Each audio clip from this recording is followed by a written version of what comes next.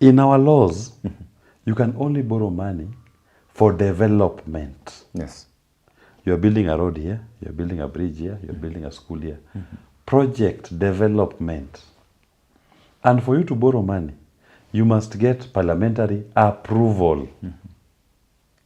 So if you are told Ruto has borrowed 3.7 trillion in the last 3 years, ask yourself, where are those projects worth 3.7 trillion?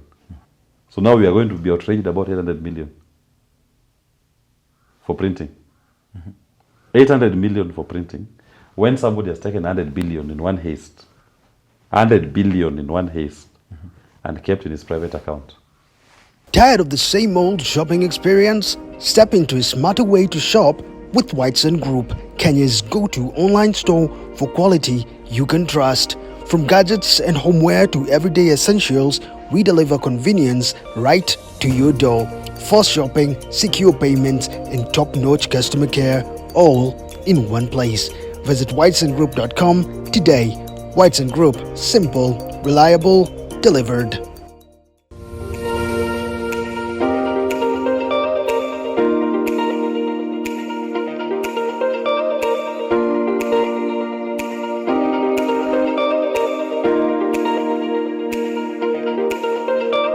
Very good day to you, ladies and gentlemen. Welcome to another episode of the Candid Talk here on Herman Manyora's YouTube channel. My name is Evan Sokinyi.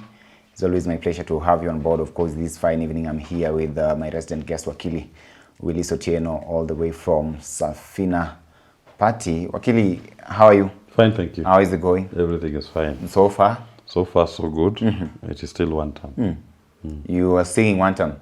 Yeah, that is the people of Kenya. And seemingly, we had a conversation with you the other time, and you told me that you actually take a different trajectory. And I've seen, of course, of late, your party leader Jimmy Wanjigi in these engagements with the loyal opposition, as they call themselves, has been very minimal. So does it then mean, therefore, that you are going all the way to the ballot? Yeah, there has been opposition. Okay.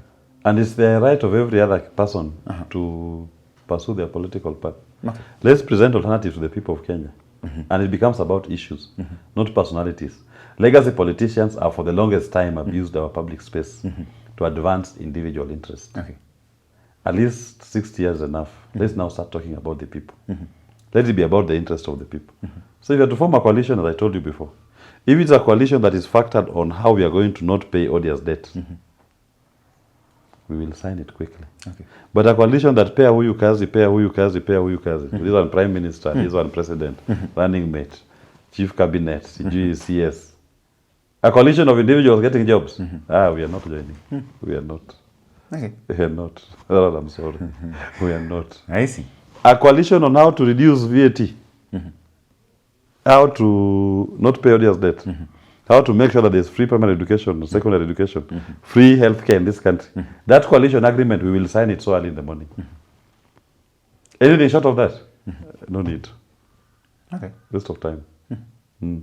So I'm looking at President William Ruto is here, and of course the so-called loyal opposition, and of course recently the likes of Babu Owino, Edin Sifuna, Kaleba Misi, Gathoni Wamuchomba also came up with Kenya Moja, being touted as the third force. Which force are you? The first, second, third, or fourth? The people's force. Safina is the people's force. Or are you the only force here? The people's force. That's the people's force. Anybody, there can be so many other forces people can join. And they're right, by the way. There's no problem with somebody forming their political formation and deciding how they want to run their campaign. That's their right. As we are very focused on the people's force. And we are saying the conversation should be about economic liberation of the people. How to dismantle the structures of oppression. We are liberating ourselves. So we don't care about legacy politicians. It's about the people. At the end of all this, the sum total of it that to be achieved, the net effect should be, are the people economically liberated? Have we dismantled the structures of their oppression? Bas, you too. So it's not about Willis becoming deputy president. Okay. So what if I become? No. It should be that you've become and you're not paying odious debt. And the impact of not paying odious debt is the Kenyan people seeing the quality of their lives improve. Okay. How to dismantle these policemen who are killing our young people. abducting them and forcefully disappearing them. That we give power to the hands of the people to vote for their OCPD in every police division. Okay. So that there will never be any I receive orders from above to arrest you or to kill. The above will be the people who elect the person in charge of their security in their locality. That is what we are about as Safina Party. Okay. That is why our coalition is a coalition between Safina and the people. So we all enter the ark, 2 by 2 of the righteous. Well, ladies and gentlemen, that is it. That is it. But of course, Wakili, talking about the audience debt that you've just mentioned here, we've seen the dailies now reporting on the debt situation in the country. And I've also seen a report by the Auditor General flagging the 800 million that has actually been spent by State House on just printing. I really wonder what is actually happening here, but that is why we are here, so that we make our people understand where we are as a country in terms of our debt portfolio, what we owe other countries, and how these actually have an impact on their life. And this is something that we've said not more than once or twice, but then these recent revelations of how much the government is actually borrowing per minute in this country, of course, Ruto's government so far having borrowed close to 3.5 trillion in just under the 3 years that have been here. What do you make of all these things? You know, Kenji, Kenyans need to understand this. Yes. And I pray they do. I have a feeling they are getting to understand it. But we need to say it repeatedly. Yes. In our laws, you can only borrow money for development. Yes. You're building a road here, you're building a bridge here, you're building a school here. Project development. And for you to borrow money, you must get parliamentary approval. So if you are told Ruto has borrowed 3.7 trillion in the last 3 years, ask yourself, where are those projects worth 3.7 trillion? Show me that project that you can cost at 3.7 trillion. And let nobody come on the comment section to tell us affordable housing. Affordable housing is funded by the people of Kenya through the housing levy. Okay? So where are these projects? So when Safina Party will say these debts are illegal, they are odious, we are starting by saying, go and look at the Appropriations Acts. Where did Parliament approve for borrowing of 3.7 trillion in the last 3 years? It doesn't exist. So it's an illegal debt. It was taken without approval of Parliament. That's number one. Number two, where is the development project that it was funding? Show us this project that is worth 3.7 trillion. You cannot show us, that's an illegal debt. Those are the money that you hear people take a loan. The money is taken somewhere in Qatar. What comes to Kenya is the obligation to pay. And if Kenyans don't understand this debt monster, then we will not change. The pain will continue. It is debt that is killing this nation. When government comes every day to increase your taxes, charges and levies, when you are saying the cost of living is high, the sum total of it is this. Money was taken in the name of the people of Kenya. The money didn't get into Kenya. The obligation to pay is what arrived. The Kenya government now has to come to the sovereign, the people, every year, to raid your pockets, to collect money, to go and pay for that debt, which never came here. So money is being mopped out of your pockets every day. That is why you feel more pain. So understand it, that for you to get a breather, to get a relief on the economy, you must deal with the debt monster. This financial year, we are paying 2.2 trillion in debt finance. What we are paying out is 2.2 trillion. While our collections, as last year, we collected 2.5 trillion. So technically, almost 98% of your revenue, tax revenue, is going to debt finance. It's impossible.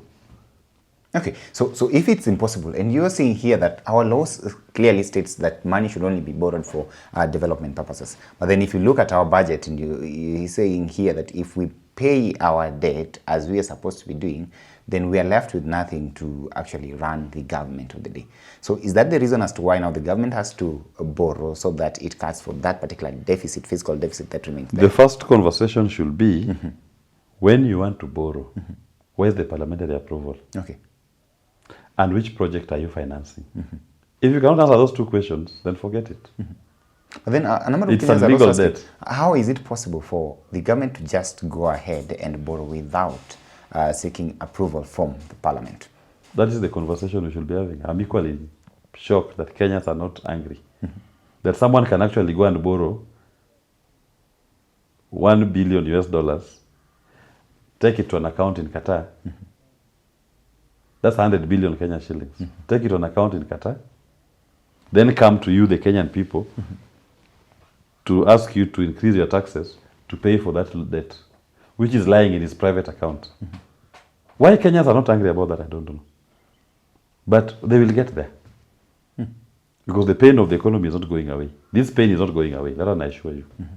Until the day you deal with the debt monster, the pain on the economy will never go away. And that is what Safina Party is focused on. As our first promise is we are not paying any odious debt. Any legal debt, we are not paying. Let the people who took it pay it. That one we will scream to the rooftops. And these legacy politicians who've been part of all these administrations taking legal debt, you expect them not to pay that odious debt? To them, they've created a Ponzi scheme. It's now a pyramid scheme. So they must keep perpetuating it. Kicking the bucket. The Ponzi scheme must continue. But it must get to a point where somebody will say enough. And that's Safina, what we'll do. You cannot perpetuate this pyramid scheme. The time has come for it to end because it is now bleeding the people of Kenya. It is killing the people of Kenya. It is now like a snake that has wrapped its neck around the people of Kenya, choking life out of them.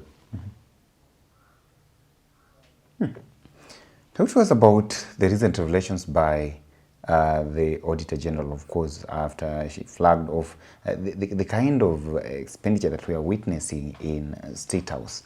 I saw some figures ranging to around 800 million just on printing alone. I mean, what is actually happening here? You know, those are peanuts. It's people just trying to justify withdrawals from the exchequer. There's no printing that you are doing with 800 million. What are you printing? What are you printing? Those are just peanuts. They come up with figures to justify withdrawals from the exchequer. Just looting schemes. Part of the looting schemes. The bigger looting scheme is in the debt. Because you're talking of 800 million, whereas in one debt haste, they have taken 100 billion. So you are left discussing minute figures here. When you should be focusing on the big one. So now we are going to be outraged about 800 million for printing. 800 million for printing when somebody has taken 100 billion in one haste. 100 billion in one haste and kept in his private account. What should outrage you more? Where do we actually go wrong? Because when I try to look at where President Mwai Kibaki left, and that kind of drastic increase in our debt from that particular moment up to now. What happened is this. Legacy politicians discovered that the best way to steal, that people will never know, is to steal debt. Yeah. That you can actually go out there and borrow money in the name of a country. And the money doesn't have to come to Kenya. Send it to your private accounts. The controller of budget will never see it, have to approve the money to go out. The Auditor General will never audit those accounts. When they discovered that is possible, that was Christmas Day. Yeah, I just appear in a bank, Eurobond, somewhere, take a loan. And I tell them, send this money to my account in Qatar or my account in British Isles. It's that easy. Then I just come to Central Bank and write, this is our debt. And Central Bank will be paying it every year. That to them was Christmas. And many Kenyans have not internalized the concept of debt. So they could get away with it. Or they thought so. Until Safina appeared. And we are very focused on paying attention to the greatest haste in the history of mankind, this debt. So that when you are busy discussing CG printing at set of 800 million, they're okay with those ones. You're discussing shift share, they're okay with those ones. You're not paying a spotlight on the greater theft of trillions, not billions. That is where the rain started beating the people of Kenya. When Kibaki left, he left a debt of only 2 trillion in 10 years. When Uhuru left, he left a debt of almost 10 trillion in 10 years. See, he took Uhuru, he accumulated almost 5 times what Uhuru, what Kibaki left. This one, in 3 years, is almost at 4 trillion. You can clearly see where it's heading. You can clearly see, he'll give you a debt here of 20 trillion. And debt is taxed in advance. Who will pay that debt if you don't deal with it? Debt is your tax in advance. Okay, because I want our viewers also to understand this, and that's why this debt question has to be made as simple as possible. I saw the other time Okiya Mteta saying that, look, he's gone through our debt books, and according to him, we even overpaid our debts. A number of Kenyans I saw asking on the socials when Standard Media reported, of course, of the status of our debt currently, and they were like asking, how much have we paid? And how comes we are paying this amount of money, you talk of 2.2 trillion annually, yet the debt still remains constant? Safina Party, we've done a forensic audit of the Kenyan debt. Forensic audit to look at the legality, what Parliament approved to be taken as debt. And we've also looked at what Kenya government has paid as debt finance in 10 years, since 2013, 2023. We also looked at what is our current debt book situation. In the period, our Parliament approved that you could only borrow to around 4.4 trillion. That is what Parliament approved. In the period, we had paid 5.7 trillion. So legally, your Parliament approved borrowing of up to 4.4 trillion. Your central bank paid in the same period 5.7 trillion. So it means if you have to follow the law, you overpaid, you are owed 1.3 trillion. But then you are told that you owe 10 trillion at the time. How? Which debt is this that even when you are repaying it, it keeps going up? Yeah. That's actually what we wanted, because how comes... So that's why, as we are very clear, any debt that was taken without following parliamentary approval is an odious debt. So just using our forensic audit alone, we will tell you, this is the state of the nation. In 10 years, 2013, 2023, what our Parliament approved was this much. We have paid this much. You owe us 1.3. Give us back our money. And these other ones also will conduct a forensic audit on them. Okay. If it is illegal, we will not pay. Let them go and ask the people they gave that money. Not the people of Kenya. Because this is madness. And that is part of the Safina promise on economic liberation. Because we believe you are not going to achieve economic liberation if you still have the debt monster hanging on your neck. It is breathing life out of every Kenyan. Okay. So you must get an administration that has the confidence, the courage, and the commitment to confront the debt monster and kick it out, slay it. That is the journey that we want to have with the people of Kenya. The people who actually believe that the debt question here is not as simple as Safina Party is trying to put it, of course, including my good friend Professor Herman Manyora, is saying you are dealing with institutions. These are very complex. You know, Professor Manyora, unfortunately for him, maybe this is a new discussion for him. He's used to the usual politics, legacy politics of Mutuetu, this tribe versus this tribe. That is his forte. But when you're talking about the debt situation, we've taken time to even do a forensic audit, commission a forensic audit, and we can tell you the figures per year. What Parliament approved, what the laws say, what the treasury paid. We've done all the math. We have all that evidence, information. So it's not that we're just talking out of the blues. And nobody from treasury has ever disputed our forensic report. Nobody from central bank has ever challenged that report. Nobody from parliament has challenged it. And it's public document. So let Professor come here, we debate. On the debt question, I know his comfort will be to discuss Manyora and Kalonzo, the usual old politics, legacy politics, which we have no time for. As we have no time for tribal politics. Because look at it now today. The pain the Kenyan people are feeling knows no tribe. Even Kalenjins are suffering. Kikuyus, Luos, Mijikenda, Giriama, Kamba, everybody is feeling the pain. As we are about the economy, issues, and they will tell you, oh, we have such a narrow agenda. It's okay. But we are creating a coalition of the people of Kenya to have a political conversation on issues that affect them, not their tribe.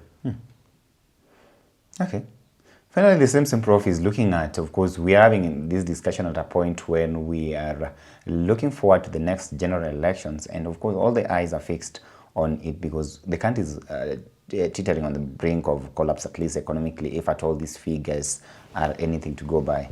And I also had a conversation with some analysts who were saying, well and good, the path to the house on the hill, of course, through which you can actually solve these problems that are facing the country is a little bit narrow and rough.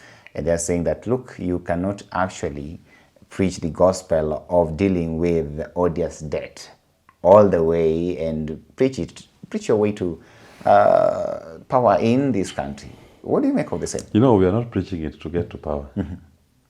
If somebody thinks we are doing this thing for us to get to power, then we are sorry. As we are doing this thing to liberate a nation, it is not a personal quest to hold an office.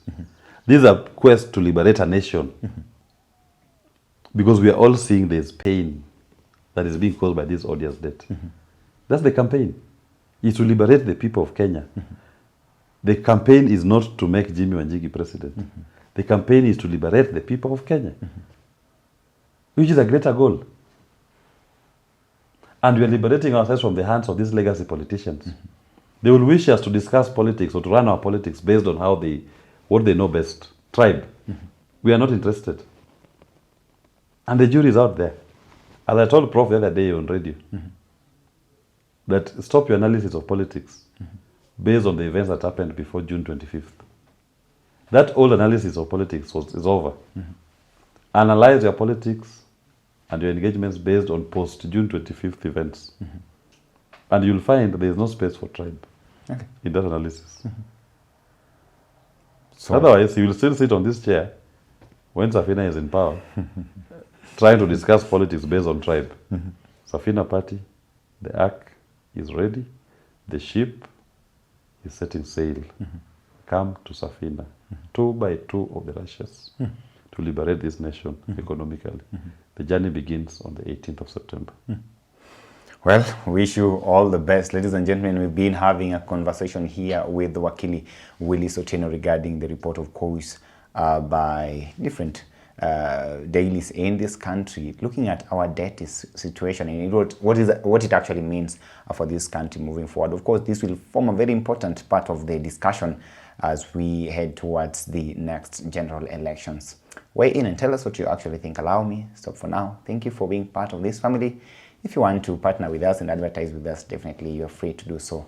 Reach us through our contacts down there. And of course, if at all you're watching us for the first time, kindly subscribe to our channel here so that each and every time that we upload every piece of production from the Nairobi Review, then you are able to get quick alerts. You're able to keep in touch with all that is taking place in our beautiful country, Kenya, and across the borders. Till we have this conversation again, have yourself a lovely day. My name is Evans Okinyi.